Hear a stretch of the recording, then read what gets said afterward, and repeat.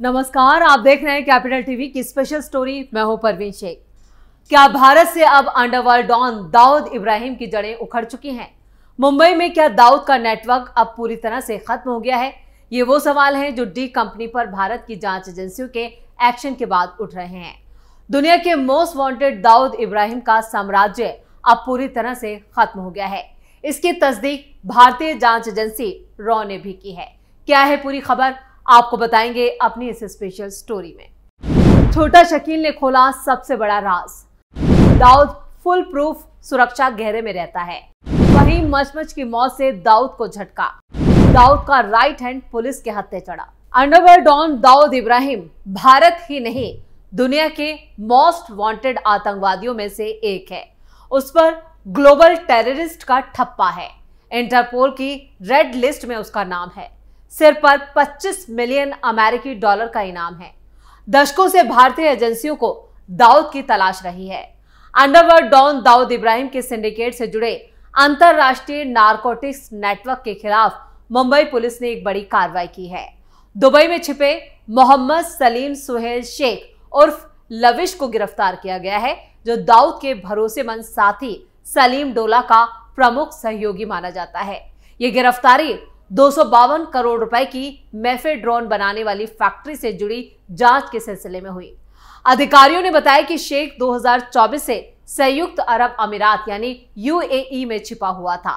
उसके खिलाफ red corner notice जारी होने के बाद केंद्रीय एजेंसियों की मदद से उसे गिरफ्तार किया गया। यूएई में कानूनी प्रक्रिया पूरी करने के बाद उसे भारत लाया गया और 22 अक्टूबर को मुंबई पुलिस ने उसे अपने कब्जे में ले लिया। कोर्ट ने शेख को 30 अक्टूबर तक पुलिस कस्टडी में भेज दिया है। शेख दुबई में सलीम डोला का मुख्य हैंडलर था और पूरे भारत में प्रिकर्सर्स के केमिकल की सप्लाई और रेडी टू सेल यानी एमडी के वितरण की निगरानी करता था। पुलिस के मुताबिक जो जानकारी सामने आ रही है उसमें यूएई से भागने से पहले सलीम शेख मुंबई के डोंगरी इलाके में रहता था और डोला के साथ मिलकर ऑपरेशन को अंजाम देता था। अधिकारियों का कहना है कि डोला जो था वो मुख्य रूप से तुर्की में छिपा था। शेख के जरिए भारत में नेटवर्क को कंट्रोल करता रहा। सीनियर जांच अधिकारी ने जो जानकारी दी है वो और भी ज्यादा चौंकाने वाली है। सीनियर अधिकारी की माने तो शेख डोला का राइट हैंड मैन था, जो कई राज्यों में एमडी के उत्पादन और बिक्री को मैनेज करता था। यानी बिल्कुल जो ड्रग्स का कारोबार था उसमें ये राइट हैंड था और इसकी गिरफ्तारी से पूरी डी कंपनी पर कहें कि एक तरह से बड़ा प्रहार भारतीय जांच एजेंसियों ने किया है। ड्रग फैक्ट्री से बरामद हुए अहम सबूत। ये केस फरवरी 2024 का है, जब मुंबई पुलिस की यूनिट 7 ने एक टिप ऑफ यानी कि एक खुफिया जानकारी पर कार्रवाई करते हुए कुर्ला वेस्ट के पास सयाजी पागरे चौल में परवीन बानो गुलाम शेख नाम की एक महिला को गिरफ्तार किया। उसके पास से 641 ग्राम एमडी यानी 12 करोड़ 20 लाख रुपए की ड्रग्स बरामद और जो नगद था वो 1 करोड़ 50 लाख रुपए के सोने के गहने भी बरामद हुए। यानी करोड़ों रुपए की रकम और कुछ गहने उसके पास से बरामद किए गए। पुलिस की टेक्निकल जांच से अधिकारियों को साजिद मोहम्मद आसिफ शेख उर्फ डब्बस तक पहुंचने में भी मदद मिली। उसे मीरा रोड से 3 किलोग्राम एमडी और 3 करोड़ 68 लाख रुपए कैश के साथ गिरफ्तार किया गया। पूछताछ में पता चला कि ये ड्रग्स दुबई नेटवर्क से सप्लाई की गई थी और इसके बाद पुलिस को सांगली जिले में सप्लाई चेन का पता चला।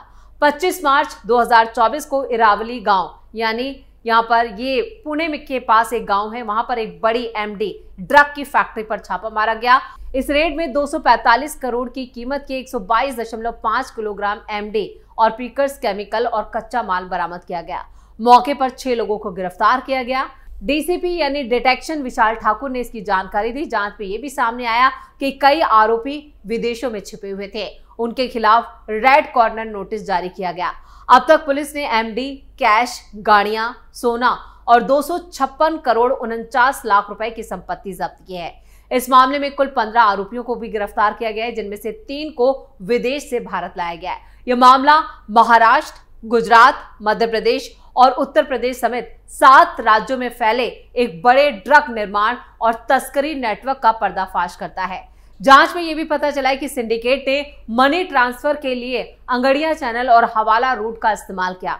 पुलिस ने इस संबंध में अगड़िया ऑपरेटर को पहले ही गिरफ्तार कर लिया।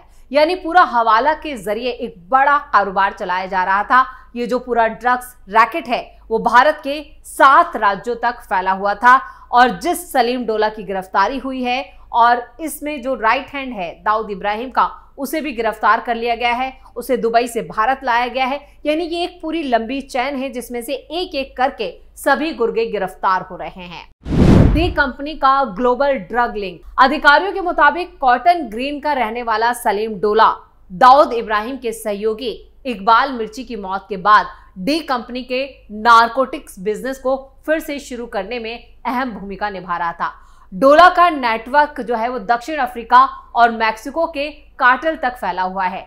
एनफोर्समेंट डायरेक्टरेट और मुंबई पुलिस ने पहले भी सलीम डोला और उसके सहयोगियों के खिलाफ Maharashtra control of organised crime act यानी मकोका के तहत कई मामले दर्ज किए हैं।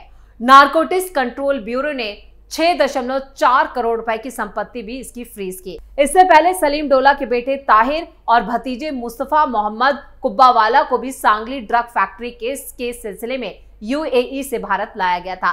पिछले 5 सालों में राज्य भर की एनफोर्समेंट एजेंसियों ने 9,522 करोड़ रुपए की सिंथेटिक ड्रग्स जब्त की है, जो महाराष्ट्र में एमडी संकट के गंभीर स्तर को दर्शाती है। मुंबई पुलिस की इस कार्रवाई को अंडरवर्ल्ड नेटवर्क के खिलाफ एक बड़ी सफलता माना जा रहा है।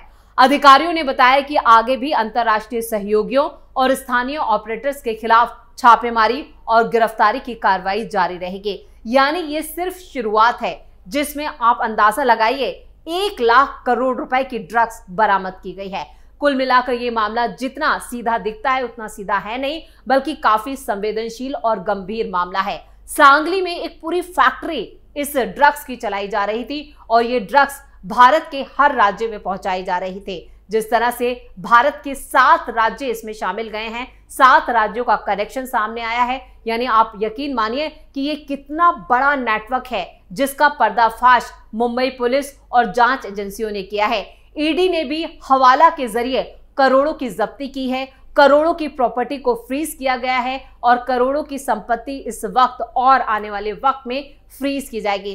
कई ऐसे खाते हैं, कई ऐसे डीमैट अकाउंट हैं जिनका पता चला है, जिनमें करोड़ों का लेन देन किया गया है और ये सब हवाला के जरिए हो रहा था और दूर दक्षिण अफ्रीका तक इसका नेटवर्क जुड़ता हुआ नजर आ रहा है। यानी पाकिस्तान, यूएई, अफगानिस्तान, तुर्की जैसे देशों से भी यहाँ पर कनेक्शन सामने आ रहे हैं। जब डोभाल के हाथ से निकला दाऊद, दशकों से भारत में मोस्ट वांटेड रहे दाऊद को पकड़ने की तमाम कोशिशें नाकाम रही हैं।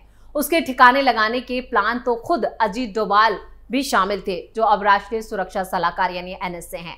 डोभाल ने ही 2005 में दाऊद इब्राहिम को तभी निपटाने का प्लान बनाया था जब वो दुबई में था।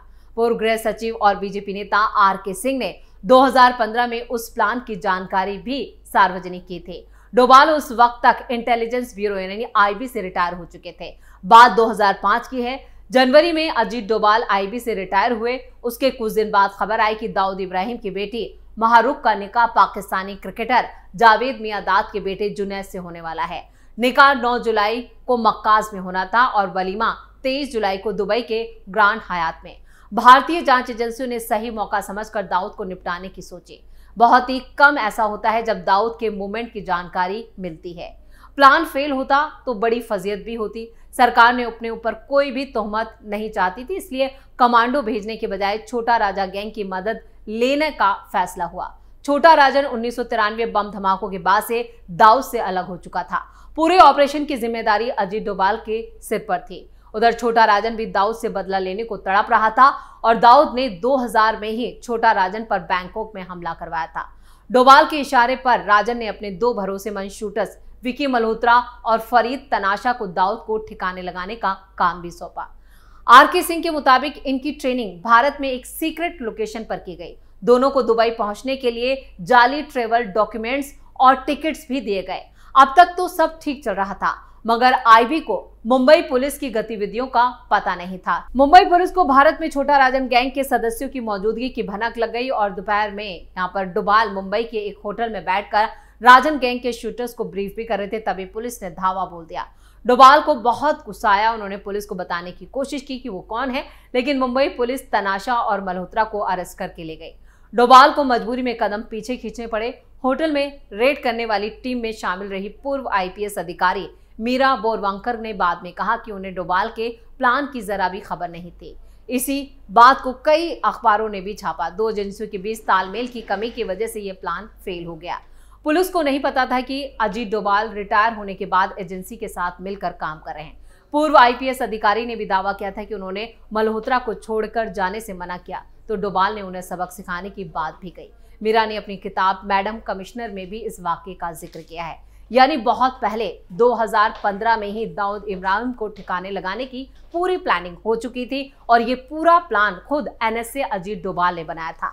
लेकिन उस वक्त ये बचकर निकल गया और अभी भी ये पाकिस्तान में एक महफूज जगह पर रह रहा है। लेकिन भारत में दाऊद इब्राहिम के जो जड़ें हैं उन्हें पूरी तरह से उखाड़ दिया गया है। ये जो पूरा रैकेट जिसका खुलासा हुआ है, 256 करोड़ रुपए की जो ड्रग और फैक्ट्री को ध्वस्त किया गया है, उसके बाद कई और गुर्गे जो हैं वो जांच एजेंसियों के हत्थे चढ़ने वाले हैं।